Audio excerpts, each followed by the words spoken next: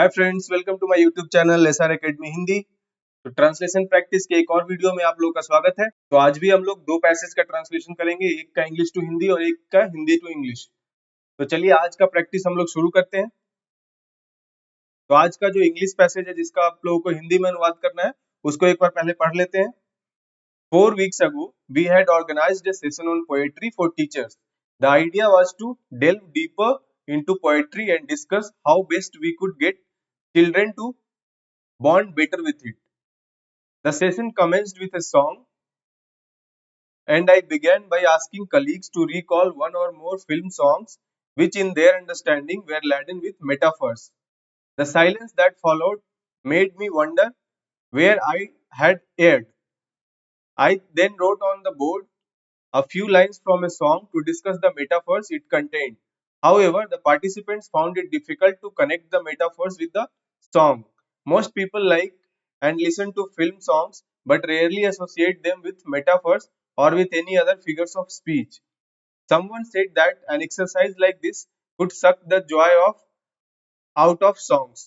This left me wondering if we connect with metaphors only when we wear our teaching hats. Do we not connect them with our lives? तो ये आपका आज का English का passage है जिसका आपको हिंदी में अनुवाद करना है। तो चलिए एक एक सेंटेंस को हम लोग एक एक स्लाइड पे लेते हैं, उसका ट्रांसलेशन करते हुए चलते हैं। चलिए स्टार्ट करते हैं। पहला सेंटेंस क्या है? 4 weeks ago we had organized a session on poetry for teachers. तो इसमें कौन सा शब्द आपको नहीं आता है? ऑर्गेनाइज्ड मतलब आयोजित करना होता है आपका, सेशन मतलब हो जाता है सत्र हो जाता है, पोएट्री मतलब कविता बोल सकते हैं इसको, टीचर्स मतलब शिक्षक, 4 weeks ago मतलब 4 सप्ताह पहले। ठीक है, तो चलिए इसको लिख लेते हैं, कैसे होगा? इसको लिख सकते हैं हम लोग 4 सप्ताह पहले भी है तो हमने शिक्षकों के लिए कविता पर एक सत्र आयोजित किया था। 4 सप्ताह पहले हमने शिक्षकों के लिए कविता पर एक सत्र आयोजित किया था। ठीक है, नेक्स्ट सेंटेंस पे चलते हैं। The idea was to delve deeper into poetry and discuss how best we could get children to bond better with it. तो आइडिया का मतलब क्या हो जाएगा? विचार। डेल्व डीपर मतलब गहराई में उतरना, कविता, पोएट्री मतलब कविता, एंड डिस्कस मतलब चर्चा करना, how best we could get children to bond better with it. तो हम इसका मतलब क्या हुआ? बच्चों को इसके साथ बेहतर तरीके से कैसे जोड़ सकते हैं। ठीक है, तो चलिए इसको लिख लेते हैं। कैसे स्टार्ट करेंगे? इसका हो जाएगा विचार यह था कि कविता में गहराई से उतरें और इस बात पर चर्चा करें कि हम बच्चों को इसके साथ बेहतर तरीके से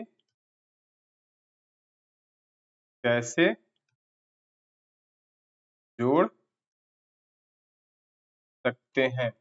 विचार यह था कि कविता में गहराई से उतरे और इस बात पर चर्चा करें कि हम बच्चों को इसके साथ बेहतर तरीके से कैसे जोड़ सकते हैं। ठीक है, नेक्स्ट सेंटेंस पे चलते हैं।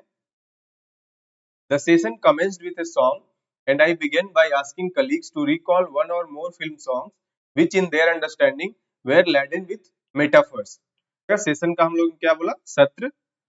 commenced मतलब शुरुआत करना होता है, with a song मतलब गीत, I began by asking colleagues मतलब मैंने सहकर्मियों से to recall one or more film songs मतलब एक से अधिक फिल्मी गाने याद करने के लिए कहा। इन देयर अंडरस्टैंडिंग, जो उनकी समझ में, वेयर लैडन विथ मेटाफर्स, मतलब मेटाफर्स का क्या होता है, रूपक। हिंदी में इसको रूपक बोलते हैं, ये एक तरह से अलंकार होता है। तो वेयर लैडन, लैडन मतलब भरा हुआ, मतलब रूपक से जो भरा हुआ था, ऐसे फिल्मी गाने याद करने के लिए कहा। तो चलिए इसको लिख लेते हैं, कैसा होगा। सत्र की शुरुआत एक गीत से हुई और मैंने, कलीग्स को क्या बोलते हैं, कलीग्स को हम बोलते हैं सहकर्मियों से एक या अधिक फिल्मी गाने याद करने के लिए कहा, जो उनकी समझ में या उनके अनुसार,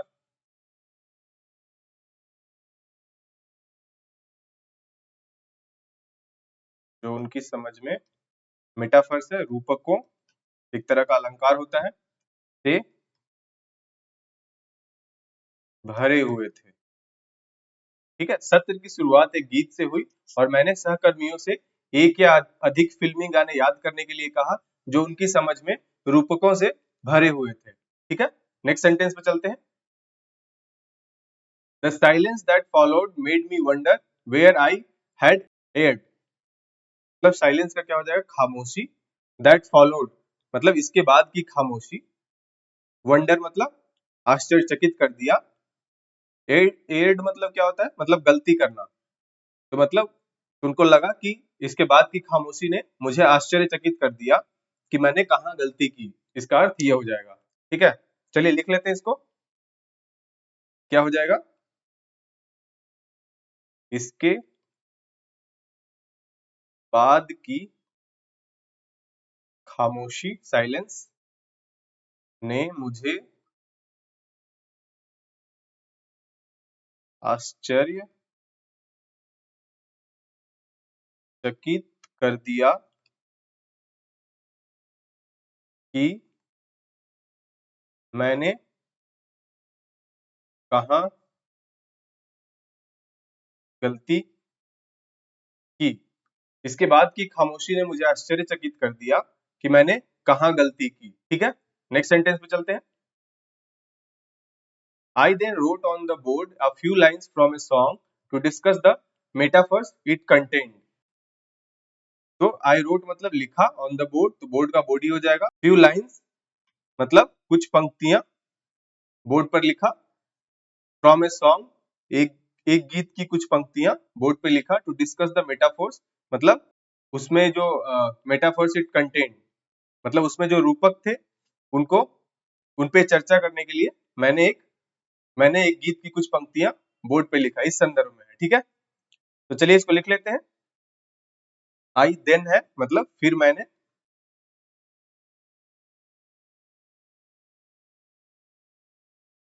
उसमें मौजूद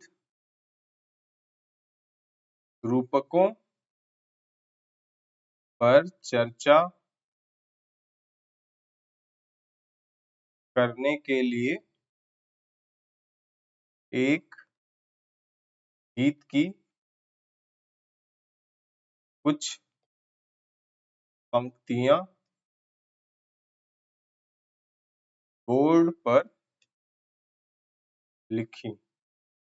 ठीक है, फिर मैंने उसमें मौजूद रूपकों पर चर्चा करने के लिए एक गीत की कुछ पंक्तियां बोर्ड पर लिखी। Next sentence. However, the participants found it difficult to connect the metaphors with the song. तो participants का क्या हो जाएगा, प्रतिभागी। Found it difficult मतलब उन्हें कठिनाई हुई। To connect मतलब जोड़ने में, मेटाफोर्स मतलब रूपक, और सॉन्ग मतलब आपका हो गया गीत। तो चलिए इसको लिख लेते हैं, क्या हो जाएगा इसका अनुवाद। हाउएवर का हम लोग क्या बोलते हैं, हालांकि। हालांकि प्रतिभागियों, पार्टिसिपेंट्स, प्रतिभागियों को रूपकों को गीत के साथ हो जाएगा जोड़ने में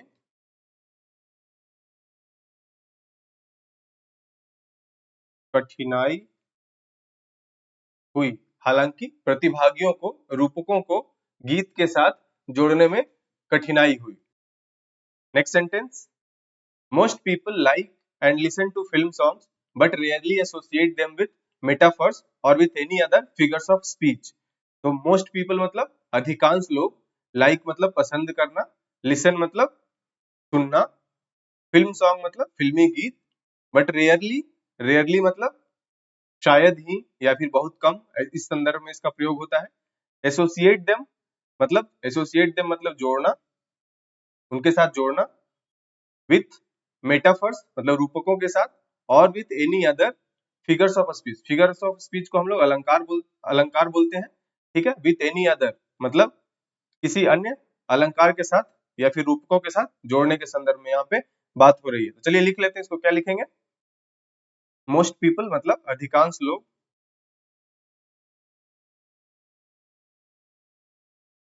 अधिकांश लोग फिल्मी गाने पसंद करते हैं और सुनते हैं, लेकिन शायद ही कभी उन्हें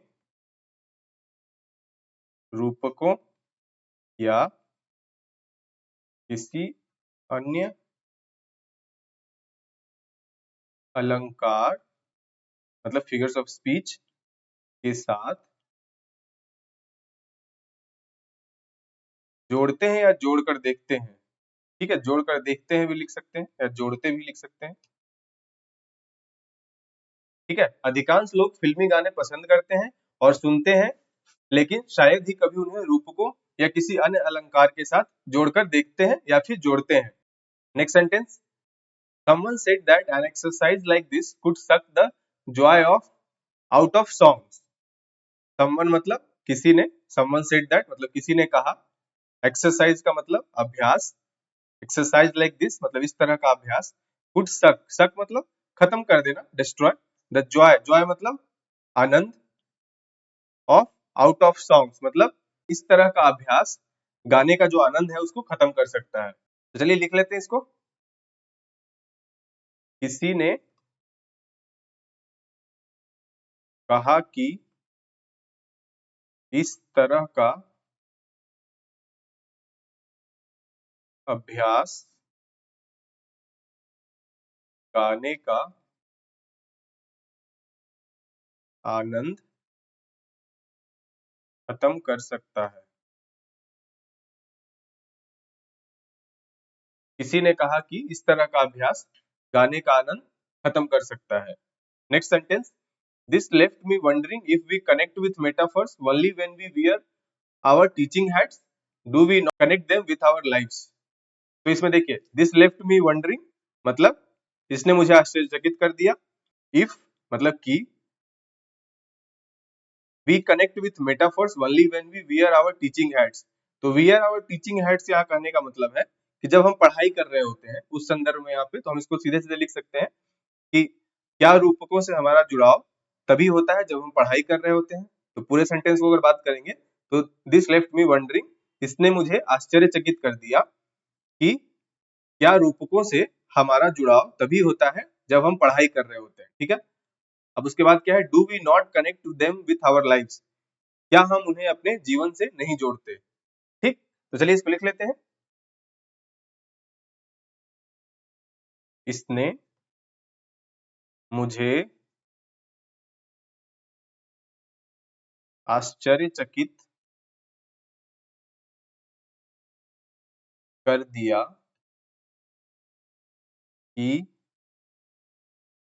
क्या रूपकों से हमारा जुड़ाव तभी होता है जब हम पढ़ाई कर रहे होते हैं। हमने यहाँ पे वियर आवर टीचिंग हैट्स को इस संदर्भ में ले लिया है। अगर आप इससे बेहतर अनुवाद कर सकते हैं तो उसको कमेंट में जरूर मेंशन कीजिएगा। ठीक है, इसके बाद क्या है, क्या हम उन्हें अपने जीवन से नहीं जोड़ते, के बाद क्वेश्चन मार्क। इसने मुझे आश्चर्यचकित कर दिया कि क्या रूपकों से हमारा जुड़ाव तभी होता है जब हम पढ़ाई कर रहे होते हैं, क्या हम उन्हें अपने जीवन से नहीं जोड़ते। ठीक है, तो ये आपका जो इंग्लिश पैसेज है उसका हमने हिंदी अनुवाद कर लिया यहाँ तक। अब हम लोग चलते हैं हिंदी के अनुच्छेद की तरफ, जिसका हम लोग इंग्लिश में ट्रांसलेशन करेंगे। तो आज का आपका हिंदी का अनुच्छेद क्या है उसको एक बार पढ़ लेते हैं। भारत में कॉर्पोरेट सामाजिक जिम्मेदारी सीएसआर का इतिहास बहुत पुराना है। यहाँ प्राचीन काल से अभावग्रस्त लोगों की सेवा करने की परंपरा रही है। पुराने जमाने में बड़े बड़े सेठ जन सेवा के नाम पर धर्मशाला, प्याऊ तथा स्वास्थ्य शिविर सहित विभिन्न जन कल्याण की गतिविधियों का आयोजन करते थे।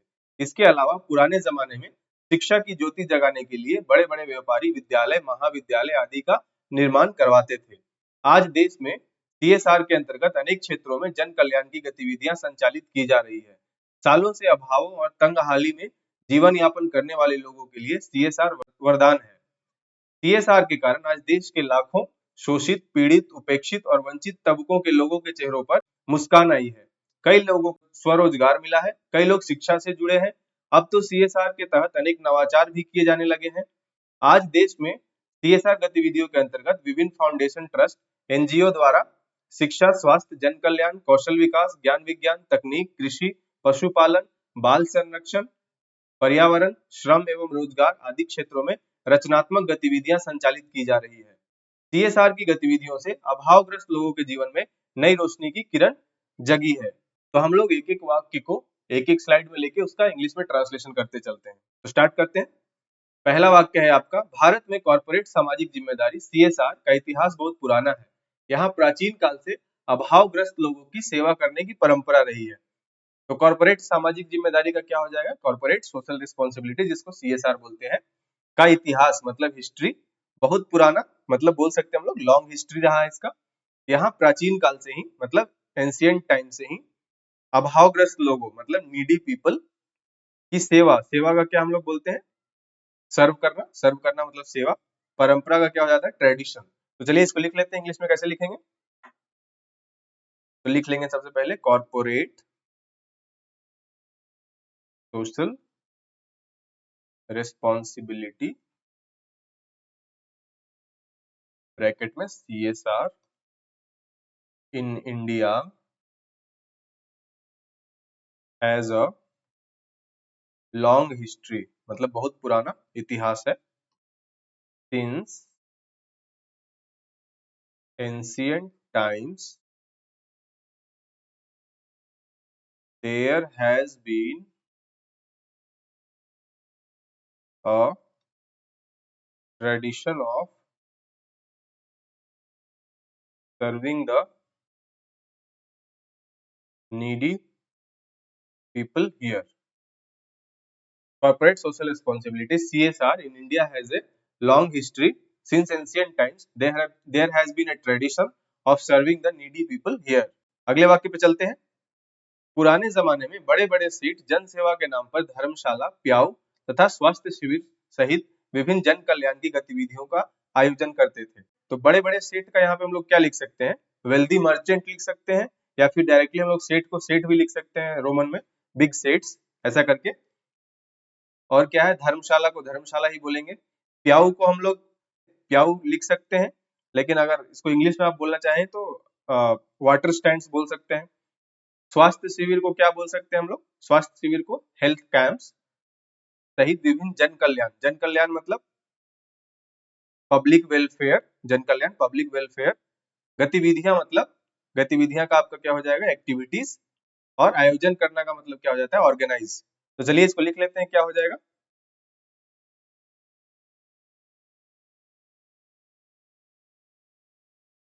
तो इसको लिख सकते हैं, इन ओल्डन टाइम्स wealthy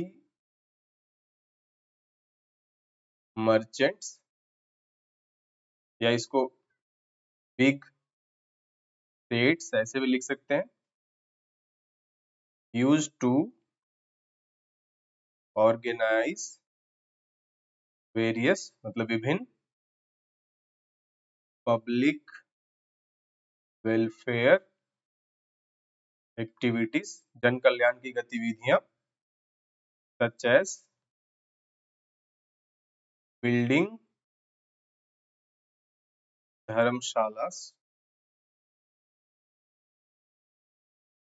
मतलब धर्मशाला का निर्माण। थोड़ा सा हम लोग यहाँ पे शब्दानुवाद न करके थोड़ा सा भावानुवाद पे चलेंगे। उसके बाद सेटिंग अप वाटर स्टैंड, या इसको इंग्लिश में PYU लिख देते हैं, प्याऊ को, ठीक है। एंड कंडक्टिंग या ऑर्गेनाइजिंग हेल्थ कैंप्स, कंडक्टिंग की जगह आपका ऑर्गेनाइजिंग सही रहेगा, health camps, all in the name of,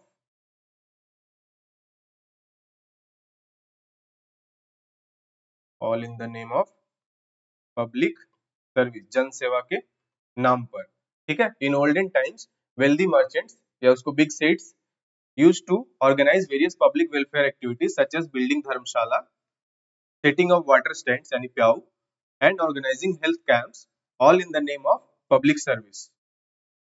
okay, अगले वाक्य पे चलते हैं। इसके अलावा पुराने जमाने में शिक्षा की ज्योति जगाने के लिए बड़े बड़े व्यापारी विद्यालय, महाविद्यालय आदि का निर्माण करवाते थे। तो अगेन पुराने जमाने को हम लोग क्या बोल सकते हैं, ओल्डन टाइम्स।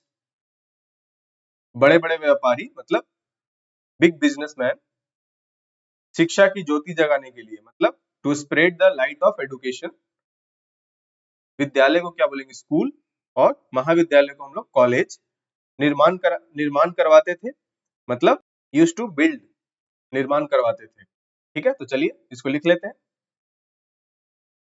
इसके अलावा है, इसके अलावा क्या हम लोग लिखते हैं, अपार्ट फ्रॉम दिस, इसके अलावा इन ओल्डन टाइम्स मतलब पुराने जमाने में, big businessman use to build schools, colleges आदि है तो उसको एक्सेट्रा लिख देंगे, to spread the light of education। Yeah, apart from this, in olden times, big businessmen used to build school, colleges, etc. to spread the light of education। इसकी जगह पे आप इसको सीधे शब्दों में भी लिख सकते हैं, टू एनकरेज एडुकेशन या फिर ऐसा कुछ। तो आप लोग जरूर मेंशन कीजिएगा, आप इससे अगर अच्छा अनुवाद कर पाते हैं तो, नहीं तो spread the light of education भी यहाँ पे सही है, ठीक है। चलिए अगले वाक्य पे चलते हैं। आज देश में CSR के अंतर्गत अनेक क्षेत्रों में जन कल्याण की गतिविधियां संचालित की जा रही है। तो आज का क्या हो जाएगा, टुडे पब्लिक वेलफेयर एक्टिविटीज मतलब जन कल्याण की गतिविधियां, पब्लिक वेलफेयर एक्टिविटीज, संचालित करना मतलब कंडक्टेड मतलब बीइंग कंडक्टेड, देश के अनेक क्षेत्रों में मतलब in many areas of the country या in many regions of the country, under CSR के अंतर्गत। तो चलिए इसको लिख लेते हैं, क्या हो जाएगा, today public welfare activities are being conducted in many parts of the country under CSR. Today, public welfare activities are being conducted in many parts of the country under CSR. अगले वाक्य पे चलते हैं। सालों से अभावों और तंगहाली में जीवन यापन करने वाले लोगों के लिए CSR वरदान है। तो देखिए, सालों से मतलब हो जाएगा 4 years, अभावों और तंगहाली में, तो इसके लिए हम लोग एक तरह से गरीबी के लिए ये दोनों शब्द इस्तेमाल किए गए हैं। तो एक तो हम लोग इसके लिए लिख सकते हैं, आपका अभाव का हो जाता है, एक वर्ड आपको बता देता हूँ, डेस्टिट्यूशन। डेस्टिट्यूशन हो जाता है एक शब्द, और तंगहाली के लिए हम लोग लिख सकते हैं सीधे सीधे पॉवर्टी। तो इससे अर्थ तो वही आएगा, ठीक है। और वरदान के लिए आपका हो जाएगा बून, ठीक है।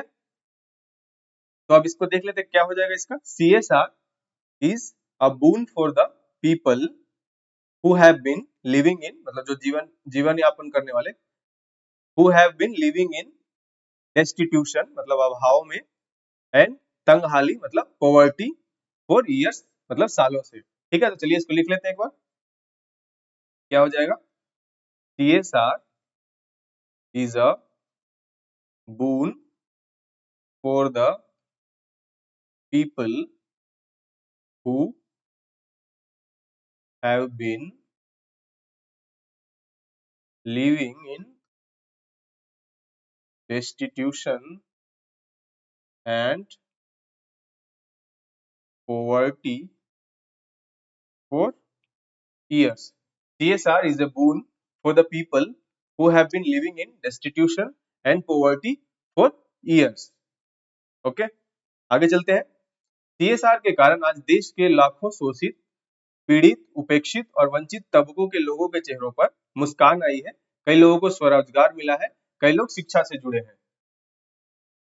तो CSR के कारण मतलब ड्यू टू CSR, लाखों शोषित मतलब लाखों का क्या हो जाएगा, मिलियंस ऑफ, शोषित मतलब एक्सप्लॉइटेड, पीड़ित का क्या हो जाता है, ऑप्रेस्ड, उपेक्षित मतलब नेग्लेक्टेड, और वंचित का क्या हो जाता है, डिप्राइव्ड पीपल। तबकों के लोगों के चेहरों पर मुस्कान आई है मतलब have smile on their faces. कई लोगों को स्वरोजगार मिला है, स्वरोजगार का मतलब many have gained self employment, ऐसा बोल सकते हैं इसको। कई लोग शिक्षा से जुड़े हैं मतलब इसको बोल सकते हैं many others have access to education, इस तरह से। तो चलिए इसको लिख लेते हैं,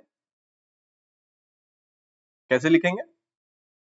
today due to CSR millions of exploited मतलब शोषित, एक वर्ड है ऑप्रेस्ड मतलब पीड़ित, उपेक्षित का हो जाएगा नेग्लेक्टेड, एंड वंचित का क्या हो जाता है, deprived. Deprived people in the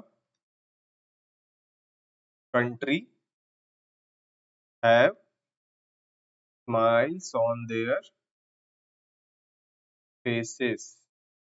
इसके बाद हम लोग कॉमा ना देके फुल स्टॉप देके हम लोग एक दूसरा सेंटेंस बना लेंगे। Many have gained self employment मतलब कई लोगों को स्वरोजगार मिला है,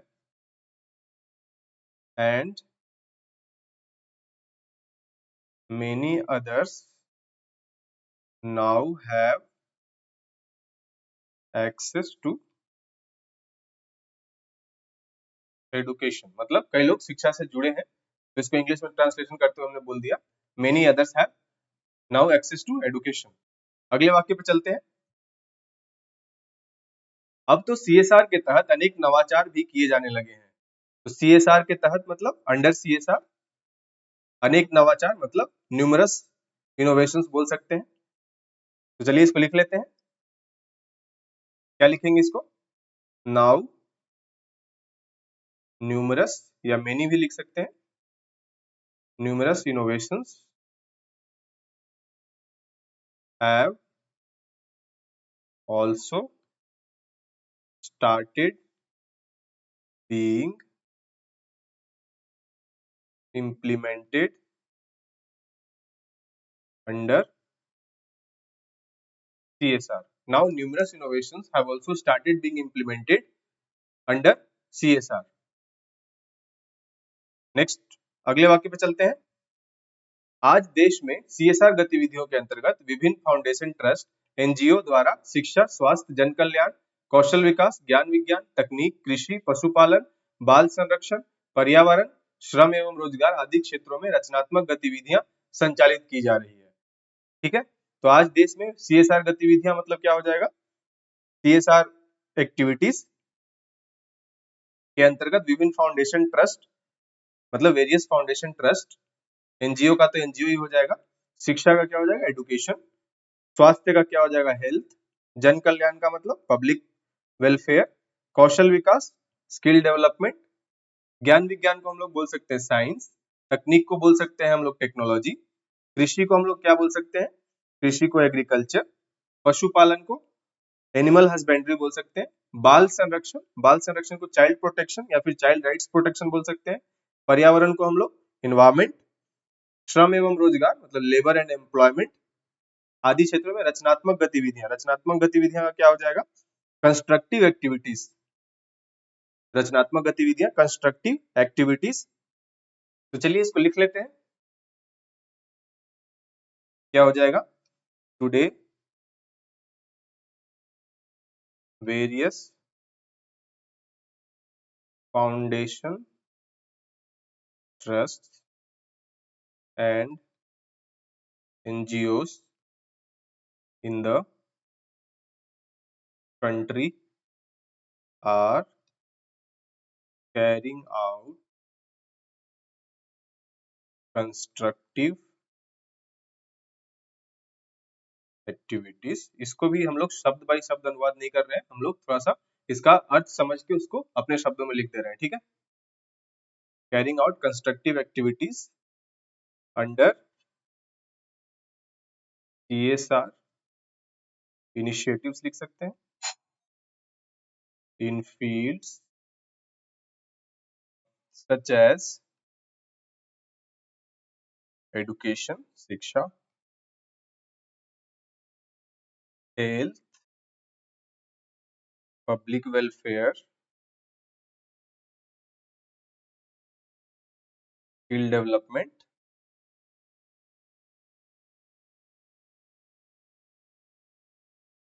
साइंस एंड टेक्नोलॉजी,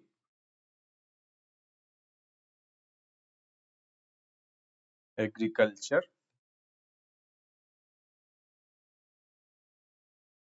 एनिमल